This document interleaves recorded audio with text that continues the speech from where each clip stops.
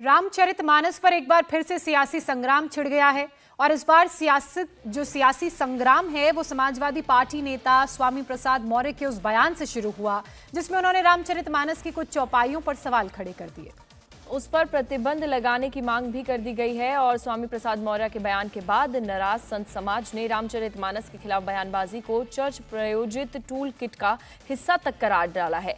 तो वहीं बीजेपी ने स्वामी प्रसाद मौर्य से माफी की मांग की है।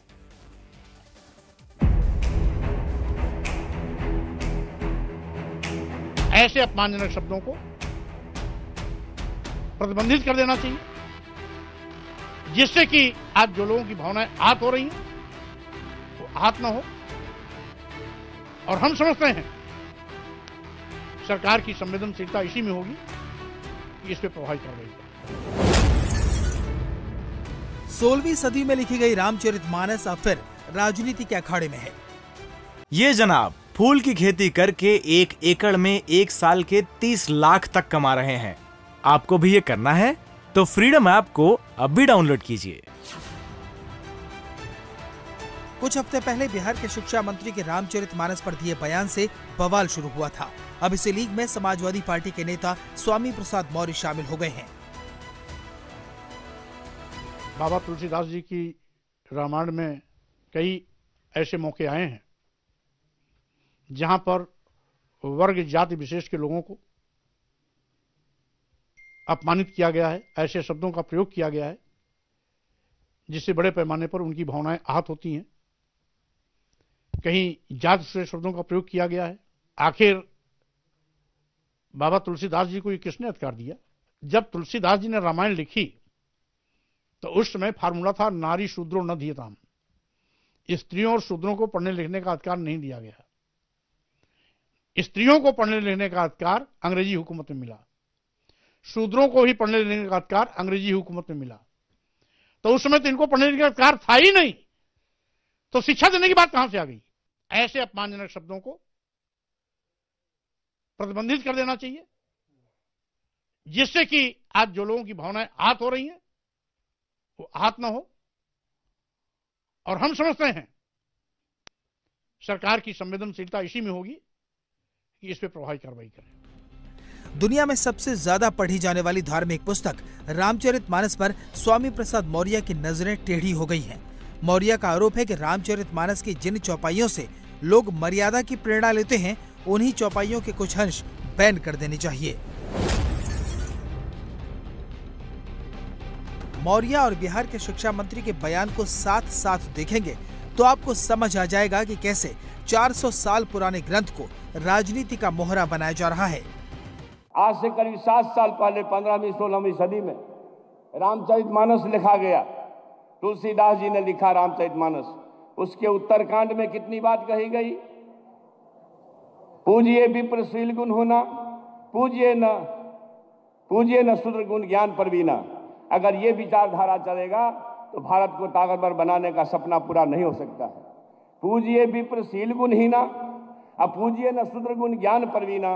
अगर ज्ञान से परवीन भी बाबा भीमराव अंबेडकर है तो वह पूजने नहीं है। बाबा तुलसीदास जी की रामायण में कई ऐसे मौके आए हैं जहां पर वर्ग जाति विशेष के लोगों को अपमानित किया गया है, ऐसे शब्दों का प्रयोग किया गया है जिससे बड़े पैमाने पर उनकी भावनाएं आहत होती हैं। कहीं जात से शब्दों का प्रयोग किया गया है। आखिर बाबा तुलसीदास जी को ये किसने अधिकार दिया? जब तुलसीदास जी ने रामायण लिखी तो उस समय फार्मूला था नारी शूद्रो न धीयताम। स्त्रियों और शूद्रों को पढ़ने लिखने का अधिकार नहीं दिया गया। स्त्रियों को पढ़ने लिखने का अधिकार अंग्रेजी हुकूमत में मिला। पहले चंद्रशेखर के बयान पर बवाल हुआ। अब मौर्य के बिगड़े बोल से संत समाज नाराज हो गया है। मांग की जा रही है कि रामचरितमानस पर प्रतिबंध की मांग करने वाले नेता को ही बैन किया जाए। जहाँ पर जो भी चौपाई है उसका पूरा प्रसंग लेना चाहिए, तभी पता चलेगा ये चौपाई किसने कहा, ये किस उद्देश्य से कहा गया, किस परिप्रेक्ष्य में रहा, या बिना जाने इस प्रकार से जो उसका प्रतिबंध लगाने की घोषणा ये स्वामी प्रसाद मौर्य जी ने किया है वो बिल्कुल गलत है, क्योंकि उनको इसका ज्ञान ही नहीं कि रामायण क्या है, रामायण जन के नायक भगवान राम का चरित्र है। स्वामी प्रसाद मौर्य जी, उन पे प्रतिबंध लगाना चाहिए। उनको राजनीति पे प्रतिबंध लगाए जाने की आवश्यकता है, क्योंकि जब इतनी वो समझने में नाकाम है कि जिस देश की बहुसंख्यक का वो सम्मान नहीं कर सकते, तो उनको राजनीति में रहने का कोई अधिकार नहीं। जो हिंदू की भावनाओं को आहत करे, उस पे प्रतिबंध लगाया जाना ही अंतिम वो है। मैं देश भर के संतों को लग रहा है कि हिंदू धर्म ग्रंथों पर अचानक बढ़े हमले के पीछे कोई टूल किट है जो इस देश को अस्थिर करना चाहता है, और समाजवादी पार्टी के नेता स्वामी प्रसाद मौर्य का बयान इसी टूल किट का हिस्सा भर है। पहले बिहार के शिक्षा मंत्री चंद्रशेखर, बाद में उत्तर प्रदेश में पूर्व मंत्री स्वामी प्रसाद मौर्य, अथवा कर्नाटक के एक तथाकथित मूढ़ बुद्धिजीवी के द्वारा भगवान राम और रामचरितमानस को लेकर जो टिप्पणी की गई, अखिल भारतीय संत समिति कठोर शब्दों में निंदा करती है। अखिल भारतीय संत समिति का यह मानना है कि ये चर्च प्रायोजित वामपंथी टूल किट का हिस्सा है, जिसमें कहीं न कहीं पूरे देश को अस्थिर करने के लिए हिंदू मानबिंदु उनके धर्म ग्रंथों को गालियां दी जाएं। संत समाज ने बयान की टाइमिंग पर सवाल उठाए, देश को अस्थिर करने का आरोप लगाया, तो रामचरितमानस के जानकारों ने प्रसंग सहित मानस के पाठ की सलाह दी और कहा कि रामचरितमानस में सभी वंचित वर्गों की चर्चा की गई है और उसकी वही खासियत तुलसी को भारत का लोकनायक बनाती है। विद्वानों ने मानस की महिमा बताई, संतों ने हिंदू धर्म के अपमान का आरोप लगाया, तो सियासत ने एक सुर में एसपी नेता स्वामी प्रसाद मौर्य के विवादित बयान की निंदा की, बयान वापस लेने और माफी मांगने को कहा। इस तरह का बयान कोई विक्षिप्त आदमी ही दे सकता है, और ये समाजवादी पार्टी को तय करना है कि उनका बयान है या पार्टी का बयान है। लेकिन समाजवादी पार्टी का जो इतिहास रहा है,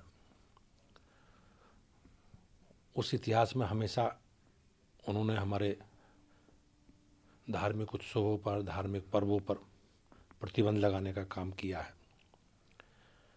चाहे कांवड़ यात्रा हो, कांवड़ यात्रा को प्रतिबंध करने का काम, डीजे को प्रतिबंध करने का काम समाजवादी पार्टी की तत्कालीन सरकारों ने किया है। लेकिन मैं निश्चित रूप से कहूँगा, स्वामी प्रसाद मौर्य जी को इस तरह से बयान नहीं देना चाहिए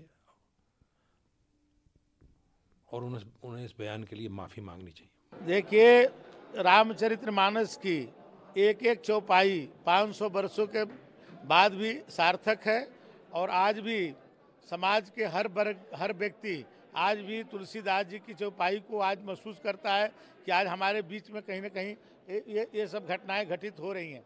तो वो स्वामी प्रसाद मौर्य जी ने जो बयान दिया है वो डिप्रेशन में दिया है, क्योंकि वो राजनीति में जो जब से वो चुनाव हारे हैं, वो जनता ने उनको नकारा है, तब से वो बहुत ही जो है दुखी है, और अपने को चर्चा में लाने के लिए उन्होंने इस तरह का बयान दिया। हिंदू धर्म का अंदरूनी मामला है, लेकिन मेरा मानना है कि हर आस्था का, हर धर्म का इज्जत करनी चाहिए।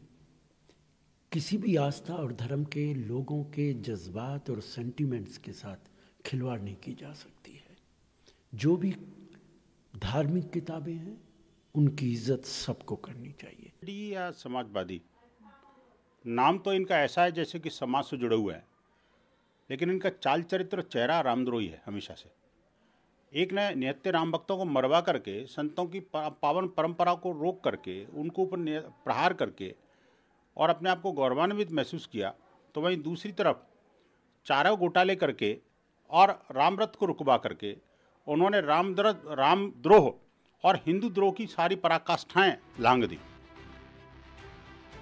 बयान पर सियासत तेज हुई तो समाजवादी पार्टी के नेता सफाई देने आए, रामचरितमानस पर ऐतराज नहीं होने की बात कही, लेकिन वर्ग विशेष को अपमानित करने की बात कहकर एक बार फिर सवाल खड़े किए।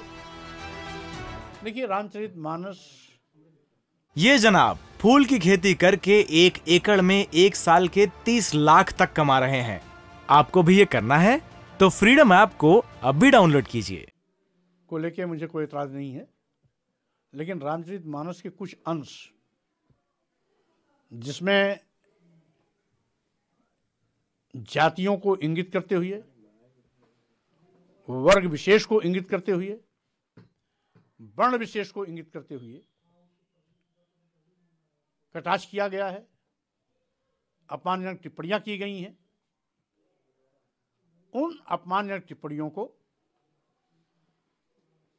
प्रतिबंधित किया जाना चाहिए, ये हमारी मांग है। यद्यपि मैं इसको धार्मिक पुस्तक के रूप में मानता भी नहीं। जिस रामचरितमानस का पाठ पिछले 50 सालों से रोज आकाशवाणी से प्रसारित होता है, जिस पुस्तक का पाठ दुनिया के असंख्य घरों में हर वक्त चल रहा होता है, जो रामचरितमानस हिंदी साहित्य के भक्ति काल का अमृत ग्रंथ मानी जाती है, वो आज चंद्रशेखर और स्वामी प्रसाद मौर्य के लिए राजनीति का ग्रंथ बन गई है। इंडिया टीवी हर वक्त हर जगह डाउनलोड करने के लिए सर्च करें India TV news Google play store या ऐप स्टोर पर।